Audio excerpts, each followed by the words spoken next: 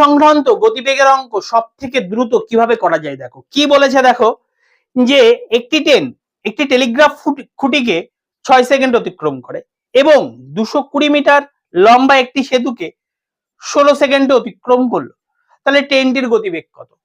আমরা উত্তর দেখে নিলাম কি মিটার পার সেকেন্ডে চেয়েছে। এবার যদি মিটার পার সেকেন্ডে চাই তাহলে আমরা কত মিটার যাচ্ছি? 220 মিটার যাচ্ছি। এটা কত সময়? দেখো 6 সেকেন্ড বলেছে আর একটা 16 সেকেন্ড বলেছে। এই 6 সেকেন্ডে কাজ যাবো, খুঁটিকে অতিক্রম করবো, মানে সমান সমান শুধু ট্রেন যাব, তাই তো। আর এই 16 সেকেন্ডে কি যাব? ট্রেন যাব আর কি যাব? সেতু যাব। তাহলে ট্রেন তো আমরা জানি না ট্রেন কত, সেতু জানি কত? 220 মিটার।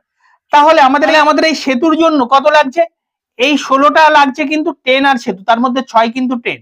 তাহলে এই সেতুর জন্য লাগে আমাদের, শুধু সেতুর জন্য লাগে কিন্তু 10 সেকেন্ড। এই 10 দিয়ে ভাগ দিয়ে দাও, আমাদের অঙ্ক হয়ে গেল। করলেই কত হচ্ছে? 22 মিটার পার সেকেন্ড। এইভাবেই করলে আমরা অঙ্কটা তাড়াতাড়ি করতে পারবো।